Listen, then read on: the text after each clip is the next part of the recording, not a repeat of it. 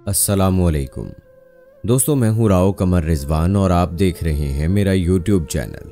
लोग कहते हैं जिस शादीशुदा औरत की कोख से औलाद ना हो उसकी जिंदगी अधूरी होती है, मगर मैं कहती हूं ऐसा नहीं है। बिन माँ के बच्चे भी बांझ औरत की अधूरी जिंदगी को मुकम्मल कर दिया करते हैं। सुहेल बहुत खूबसूरत और तालीम याफ्ता थे। यह रिश्ता मुनासिब था, वालिदैन ने कबूल कर लिया और मेरी उनके साथ शादी हो गई। शादी के बाद मैं उनके हमरा हंसी खुशी रहने लगी। सुहेल मुझे दिलो जान से चाहते थे। सास ननद थी नहीं, हमारी तवज्जो बस एक दूसरे के लिए थी। दिन पर लगाकर उड़ने लगे। मेरी सहेलियां जब सुहेल को देखती कहती, मियाँ पर नज़र रखा करो, इनकी पुरकशिश शख्सियत पर कोई और न मर मिटे। यूं भी मर्द का भी एतबार नहीं। तब मैं गुरूर से कहती, मुझ जैसी इन्हें और कोई ना मिलेगी। ये गुरूर अल्लाह को पसंद ना आया। मैं भूल गई कि औरत की खूबसूरती औलाद से होती है। जिस औरत की गोद सूनी हो वो दाग लगे चांद जैसी होती है। शादी को 10 बरस बीत गए, औलाद की नेमत से गोद खाली रही। शुरू में हम दोनों को उम्मीद थी कि अल्लाह ताला हमें इस नेमत से ज़रूर नवाजेगा, मगर वक्त गुजरने के साथ साथ मायूस होते गए। मैं उदास और वो चुप चुप रहने लगे। शादी के 10 बरस बाद एक रोज़ कहने लगे, छोटे शहर में दिल नहीं लगता, बड़े शहर की रौनकें बड़ी होती हैं। यहाँ रिश्तेदार भी बे औलाद होने का ताना देते हैं। जिंदगी में बोरियत समाती जा रही है। जी चाहता है यहाँ से नकल मकानी कर लें और किसी बड़े शहर में जाएं। एक दिन दफ्तर से लौटे तो कहा, मैं अपना कारोबार कराची शिफ्ट कर रहा हूँ। एक दोस्त के तवस्सुत से वहां ऑफिस मिल गया है। चलो इस रोशनियों के शहर में चलकर नई जिंदगी शुरू करते हैं। मेरा जीना चाहता था कि अपने शहर और मैके वालों से दूर जाऊं, मगर शौहर की ख्वाहिश के आगे बेबस हो गई। उन्होंने समझाया कि माहौल बदलेगा तो हमारी जिंदगी में नए रंग भर जाएंगे। शुरू में हम एक पुरसुकून इलाके में सकूनत पजीर हुए। एक छोटा सा बंगला, काम करने वाली मुलाजमा और मुलाजिम लड़का भी बासानी मिल गए, क्योंकि करीब ही कच्ची आबादी में गरीब कुनबे आबाद थे। मुलाजमा एक 24-25 साल खुशशक्ल औरत थी जो बहुत दिलचस्प बातें करती थी। सुबह सवेरे आ जाती और शाम तक मेरे पास होती। वो काम भी अच्छा करती और बातें भी चटपटी करती। उस मुलाजमा का नाम नौशीन था, जिसे मैं नौशी कहती थी। एक रोज़ नौशी आई तो कहा, बीबी एक बात कहनी है, मगर डरती हूँ और बताए बगैर रह भी नहीं सकती। डरो नहीं, जो कहना है कह दो। साहब को पता चला तो मेरी शामत ना आ जाए। नौशी के इस जुमले पर मेरे कान खड़े हो गए। ऐसी क्या बात है, बता दो। साहब को क्यों कर पता चलेगा, जब तक कि मैं उनको बताऊंगी नहीं। बताओ तो क्या बात है। कल शाम जब मैं काम करने के बाद निकली तो मेरा शौहर आपके घर के बाहर इंतजार कर रहा था। कहने लगा, मोटरसाइकिल पर बैठ जाओ, आज तुम्हें बाजार ले जाना है। मुझे तनख्वाह के अलावा बोनस भी मिला है, तुम्हें नए कपड़े और जूते दिलवा दूं। मैं जल्दी से मोटरसाइकिल पर बैठ गई। हम तारिक रोड गए। वहां फुटपाथ पर कपड़े के ढेर से अपने लिए 2 जोड़े मुंतखब कर रही थी कि हमारे बिल्कुल सामने से साहब की गाड़ी आकर रुकी। मुझे अपनी आंखों पर यकीन नहीं आ रहा था। उनके साथ एक खूबसूरत फैशनेबल लड़की कार से उतरी। उन्होंने मुझे नहीं देखा और वो जेवरात की एक बड़ी दुकान में चले गए। साहब ने उस लड़की का हाथ पकड़ा हुआ था। मुझे दाल में कुछ काला लगा। मैं दुकान के शीशे से उनको देखने लगी। साहब ने सोने की अंगूठियां निकलवाईं और एक अंगूठी पसंद करके उस लड़की की उंगली में पहनाने लगे। इस खौफ से कि कहीं वो मुझे देख न ले, फौरन पलट आई। शौहर को बताया। तब बाबर ने कहा कि अपनी बेगम साहबा को ये बात हरगिज मत बताना, वरना उनका साहब से बहुत झगड़ा हो जाएगा। क्या बेगम यूं ही अंधेरे में लुटती रहेंगी? मैं उनको जरूर बताऊंगी। तब उन्होंने मुझे समझाया कि कम अकल, ऐसी बातों से मियाँ बीवी में प्यार खत्म हो जाता है। बाज दफा घर भी उजड़ जाते हैं। खुदा ना खास्ता तुम्हारी बेगम साहबा का घर उजड़ गया तो तुम जिम्मेदार होगी ना। पहले मैंने फैसला किया कि आपको इस बारे में कुछ ना बताऊं। बाबर सही कहता है, अगर आपके शौहर की जगह बाबर मुझसे ऐसा धोखा करता और मुझे इल्म हो जाता तो क्या मैं उसे बख्श देती? रात भर परेशान रही, सुबह फैसला किया आपको ज़रूर बताऊंगी, ताकि वक्त गुजरने से पहले आप अपनी ज़िंदगी की खुशियों को बचाने की तदबीर कर लें। ऐसा ना हो कि पानी सर से ऊंचा हो जाए। जहां मैं नोशी की मशकूर थी, वहां सख्त सदमे में भी थी। सोच भी न सकती थी कि सुहेल मुझे धोखा दे सकते हैं। गुमान हुआ कि ज़रूर नोशी की आंखें धोखा खा गई हैं। रात को सुहेल घर लौटे, मैंने उन्हें आड़े हाथों लिया। वो घबरा गए, उनसे झूठ भी नहीं बोला जा रहा था, हकलाने लगे। जब मैंने वसूख से कहा कि अगर सच ना बताया तो कसम खाती हूं मैं जान दे दूंगी, तब उन्होंने बता दिया कि एक लड़की मेरे ऑफिस में काम करती है, वो मुझे पसंद आ गई, मैंने उससे शादी कर ली है। वो एक गरीब घराने की ज़रूरतमंद लड़की थी। चाहता था कि तुम्हें पता ना चले, मैं तुम्हें सदमा नहीं पहुंचाना चाहता था। अब पता चल गया है तो तुम्हारी इजाज़त से उसे घर लाना चाहता हूं। मुझ पर तो जैसे बिजली गिर गई। सोच भी न सकती थी कि मुझसे सुहेल बेवफाई के मुर्तकिब होंगे। बेख्तियार जोर जोर से रोना शुरू कर दिया। वो मुझे रोता छोड़कर घर से चले गए। मैं रात भर अकेली रोती रही। मेरे आंसू पूछने वाला भी कोई ना था। अगले 2 दिन तक वो घर ना लौटे। तब मेरा दम घुटने लगा। नोशी दिलासे दे रही थी, मगर मुझे कुछ भी अच्छा ना लग रहा था। सुहेल के बगैर एक दिन नहीं काट सकती थी। अब 2 दिन 2 रातें गुजर चुकी थीं। मेरी हालत गैर होते देखकर नोशी बोली, बीबी आप साहब को फ़ोन करके बुला लीजिए। मर्द और शादियां करते ही हैं, खुद पर काबू रखिए। ज़्यादा गुस्सा करेंगी तो उनको खो बैठेंगी। मैं खुद उन्हें बुलाने का बहाना ढूंढ रही थी। लगता था नहीं आएंगे तो मर जाऊंगी। फ़ोन में लाया, मैंने हेलो कहा और हेलो कहते ही फूट फूट कर रोने लगी। उन्होंने कहा, अगर हौसले से मेरी बात सुनो तो अभी आ जाता हूं। बोलो, क्या सुन लोगी? सुन लूंगी, मगर फौरन आ जाइए। बेख्तियार मेरे लबों से ये अल्फाज अदा हो गए। 1 घंटे में वो आ गए। गाड़ी का हॉर्न सुनकर मुझे लगा जैसे मेरे बदन से निकली रूह दोबारा अपने ठिकाने लौट आई हो। सुहेल अंदर आ गए, गले से लगाकर मेरे बालों को संवारते हुए बोले, तुम मेरी जिंदगी हो। मारिया से शादी मैंने सिर्फ औलाद के लिए की है। दूसरी शादी का फैसला मैंने खुशी से नहीं किया। अल्लाह ताला ने इस शहर में कारोबार में इतनी बरकत दी है कि पैसा छप्पर फाड़ कर बरसने लगा। कोई इस दौलत का वारिस तो हो जो हमारे बुढ़ापे का सहारा बने। पगली, मैंने मारिया से शर्त रखी है, जो पहली औलाद होगी वो मेरी पहली बीवी सलमा की होगी। इस तरह तुम्हारी प्यासी ममता को तस्कीन मिल जाएगी और मुझे वारिस मिल जाएगा। यकीन करो, मेरे और तुम्हारे प्यार में कोई कमी नहीं आएगी, बल्कि ये और बढ़ जाएगा। मारिया की हैसियत मेरे नज़दीक खाक और तुम्हारी हैसियत उसकी मलका जैसी होगी।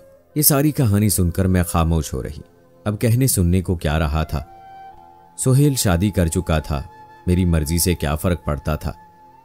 मुझे ये सोचकर बड़ी वहशत हो रही थी, अगर सुहेल घर से चला गया तो मैं यहां तन्हा क्यों कर सांस ले पाऊंगी। इन तन्हा रातों के अंधेरे तो मुझे निगल जाएंगे। बिलाखिर मेरा शरीके जिंदगी मारिया को घर ले आया। दिल पर जो गुजरी सो गुजरी, समझौता करने में ही आफियत जानी। मैं बूढ़े माँ बाप पर बोझ नहीं बनना चाहती थी। मारिया को ऊपर का कमरा दे दिया गया, मगर सुहेल ने मुझे नज़रअंदाज ना किया। मुझे पहले से ज़्यादा मोहब्बत दी। मैं बच्चे की पैदाइश का इंतज़ार कर रही थी कि कब मेरे शौहर की औलाद मेरी गोद में आए। जिस शौहर से मैं अब भी वालेहाना मोहब्बत करती थी, वो दिन भी आ गया जब मारिया अस्पताल चली गई। इस दौरान सुहेल ने मुझे बच्चे के बारे में इतने ख्वाब दिखाए कि लगा मेरी अपनी गोद आबाद होने वाली है। जितने दिन मारिया अस्पताल रही, सुहेल घर आना भूल गए। 7 दिन तक मैं बंगले में तन्हा उनका इंतजार करती रही। 1 हफ्ते बाद वो आ गए। मैं बेख्तियार गेट की तरफ लपकी, मगर मुझे देखकर मारिया ने मुंह फेर लिया। वही मारिया जो मुझे आपा आपा कहते न थकती थी। ये दोनों कमरे में चले गए। मुझे सुहेल की आवाज सुनाई दी, मारिया बच्चे को मुझे दो ताकि मैं इसकी बड़ी अम्मी की गोद में दे दूं। वो मुंतजिर है हफ्ते भर से। मगर मेरी सौतन ने यह कहकर जैसे तेज खंजर मेरे दिल में उतार दिया कि मैं अपने बच्चे पर इस घोर जली का साया भी ना पड़ने दूंगी। मैं सुन होकर रह गई। सुहेल बेबस हो गया। मेरे पास आए और धीमी आवाज में बोले, दरअसल बच्चे के दूध पीने का वक्त हो रहा है। वो दूध पिला ले तो मैं मुन्ने को तुम्हारे पास लाता हूं। मुन्ने की पैदाइश से पहले तक सुहेल ने मुसावात कायम रखी थी, लेकिन जब से बेटा हुआ वो मेरे पास बेदिली से आधी रात के बाद कमरे में आते, कहते मुन्ना सो नहीं रहा था, मैं उसे बहला रहा था। कुछ दिनों बाद मारिया माँ के घर चली गई। मैं खुश थी कि अब सुहेल उसकी गैर मौजूदगी में वक्त मेरे साथ गुजारेंगे, मगर मेरी उम्मीदों पर पानी फिर गया। वो दफ्तर से सीधे उधर चले जाते, कहते मुन्ने की याद सता रही थी, सोचा एक नज़र देख लूं तो घर जाऊं। यूं आधी रात को घर पहुंचते। मारिया वापस आ गई। अब ये अक्सर शाम को बाहर जाते। मुझे सुहेल कहते आज मुन्ने को डॉक्टर को दिखाना है, आज उसके कपड़े खरीदने हैं, आज उसे इसकी नानी से मिलाने ले जाना है। मैं इंतज़ार करती रह जाती और ये मारिया की माँ के घर से रात का खाना खाकर ही लौटते। रफ्ता रफ्ता इन्होंने मेरे साथ झूठी मोहब्बत दिखाना भी छोड़ दी। अगर कभी मुझे बाहर ले जाते तो बार बार घड़ी देखते, कहते जो खरीदारी करनी है जल्दी कर लो, घर में मारिया और मुन्ना अकेले हैं, कहीं उनको हमारी ज़रूरत ना पड़ जाए। बच्चा छोटा है, अकेले मारिया ख्याल नहीं रख सकती। मुन्ना पाँव पाँव चलने लगा। मैं उसे देखती तो जी करता उठा लूं, उसके नन्हे मुन्ने वजूद से अपनी गोद भर लूं। कभी भूले से उठा लेती तो सौतन उसको जरा देर बाद मेरे बाजुओं से उचक लेती। मुसलसल तन्हाई ने मुझे ज़हनी मरीज बना दिया। पहले तो किसी ने मेरी ज़हनी अबतरी पर तवज्जो ना दी, जैसे इस मुकम्मल फैमिली में मैं एक फालतू शय थी। मगर जब मुझ पर दौरे पड़ने लगे तो मुझे मैके भिजवा दिया। वालदैन मेरा हाल देखकर रो पड़े। मुझे ज़हनी अमराज के माहिर डॉक्टर के पास ले गए। उसने मेरा हाल सुना। अब वो अक्सर घर आता और मुझसे देर तक बातें करता। यूं दिल हल्का हो जाता है। रफ्ता रफ्ता मेरी हालत में बेहतरी आने लगी। तब उस डॉक्टर ने कहा कि आप सुहेल को भुलाने की कोशिश करें, वो तलाक दे तो ले लें, दूसरी शादी कर लें और नई जिंदगी शुरू कर दें, यही आपके दुखों का इलाज है। मैंने कहा सुहेल से तलाक नहीं लूंगी, वो खुद दे दें तो भी मुझ बांझ से कौन शादी करेगा। सुहेल से जो दर्द मिला है अब दूसरी शादी का तसव्वुर भी नहीं कर सकती। कुछ दिनों बाद एक लिफाफा पोस्टमैन ने लाकर दिया। सुहेल की तरफ से तलाकनामा था और वजह मुझे ज़हनी मरीज बताया गया था। वाले साहब ने ये कागजात डॉक्टर साहब को जाकर दिखाए। मशवरा लिया कि मुझे किस तरह आगाह किया जाए। डॉक्टर साहब ने धीरे धीरे हकीकत तस्लीम करने पर आमादा किया। समझाया कि एक शख्स पर जिंदगी खत्म नहीं हो जाती। उनकी नज़र में एक अच्छा शख्स है जो उनका दोस्त है। उसकी बीवी का कुछ अरसा कबल इंतकाल हुआ था। 3 छोटे छोटे बच्चे ममता से महरूम हैं। उनको माँ की अशद ज़रूरत है और बच्चों के बाप को ऐसी खातून की तलाश है जो उनके बच्चों को माँ का प्यार दे सके। बाप की तरफ से उन बच्चों को पैसे की कमी नहीं, मगर माँ का प्यार दौलत के बदले खरीदा नहीं जा सकता। ये वही उनको दे सकेगी जिसके अंदर खुद औलाद और ममता की प्यास हो। एक दिन उन्होंने मुझे उन बच्चों से भी मिलवा दिया। वो बहुत प्यारे प्यारे और मासूम थे, मगर अफसुर्दा से लगे। मैंने प्यार किया तो मेरे पास दौड़े चले आए। मैंने उन्हें बेख्तियार अपनी बाहों में भर लिया। फिर ये बच्चे अक्सर मेरे पास लाए जाने लगे। मुझे उनसे प्यार महसूस होने लगा, मगर दिल दूसरी शादी पर आमादा ना होता था। सोच भी न सकती थी कि सुहेल के बदले कोई दूसरा शख्स उसकी जगह ले। वालदैन बार बार समझाते कि वक्त के साथ साथ सारे जख्म भर जाते हैं। माजी के साथ चिमटे रहना कम अक्लों का शेवा है। माँ कहती मर्द को औरत से मोहब्बत नहीं होती, उसे घर बार संभालने वाली की ज़रूरत होती है। जबकि औरत मर्द से मोहब्बत करती है तो उसके लिए लुट जाती है। मुझे अम्मा की ये बातें गरां गुजरती, मगर रात दिन सोचती थी कि आखिर सुहेल ने मुझे तलाक क्यों दी। शादी तो उसने कर ही ली थी, मुझे अपने नाम से तो महरूम न करता। दिमाग कहता था कि अब उसे भूल जा, मगर मेरे लिए ये बहुत मुश्किल था। उसे कैसे भूल सकती थी जिसके लिए मैंने पहला सिंगार किया था। उसने पहली बार मेरा घूंघट उठाया था। वालदैन देख देख उड़ते थे और मैं उसी के ख्यालों में गुम रहती थी जो मेरी रूह में समाया हुआ था। बिलाखिर उन्हीं बच्चों ने मुझे उन सोचों से निकाला। उन्हें डॉक्टर साहब हमारे घर मुझसे मिलाने लाते थे। मैं उनके बारे में सोचने लगी थी। वो ना आते तो उदास हो जाती। डॉक्टर ने अपने पेशे का हक अदा कर दिया और मैं फिर से नई जिंदगी की तरफ लौट आई। ऐसी जिंदगी जो बेमकसद ना थी, जिसका कोई मकसद था। औरत बांझ हो तो मर्द को इख्तियार है वो दूसरी शादी कर ले या उसे तलाक के कागजात थमा दे, उसकी जिंदगी बर्बाद कर दे। लेकिन मर्द अगर बांझ हो तो औरत क्या करे? इस सवाल का जवाब किसी के पास नहीं था। वाले साहब ने बिलाखिर एक फैसला कर लिया। उन्होंने आकिब को मेरे लिए पसंद कर लिया और मुझे अपने आंसुओं से राम किया कि मैं सर झुकाने पर मजबूर हो गई। और वो घड़ी भी आ गई जब मैं सुहेल की यादों से दिल का दामन भरे आकिब की मनकूहा बन गई। उसके 3 बच्चों की मां का रूप धार लिया। उन बच्चों की मासूम बातों ने रफ्ता रफ्ता मेरी सोचों में शहद घोलना शुरू कर दिया। आकिब बहुत अच्छे इंसान थे। जब मैंने उनके बिन मां के बच्चों को सीने से लगा लिया तो वो मेरे कदमों में बैठ गए। इतने शुक्रगुजार हुए कि मैं रो दी। मेरी प्यासी ममता को मासूम मोहब्बतों ने सैराब कर दिया था। वो मुझे मां समझ बैठे और मुझे भी जिंदगी के किसी मोड़ पर यह महसूस नहीं हुआ कि ये मेरे बच्चे नहीं हैं। आज मैं जहां जाती हूं मेरे ये बच्चे मेरे साथ जाते हैं।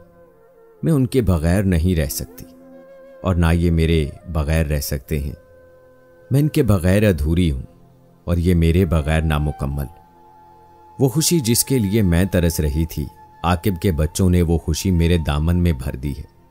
अब मैं बांझ नहीं हूं और ना आकिब के बच्चे बिन मां के कहलाते हैं, क्योंकि हर औरत के अंदर एक मां पोशीदा होती है जिसको बस दरियाफ्त करने की जरूरत होती है। दोस्तों, कैसी लगी एक बांझ औरत की दर्द भरी कहानी कमेंट बॉक्स में जरूर बताएं। मिलते हैं अगली वीडियो में, तब तक के लिए अल्लाह हाफिज।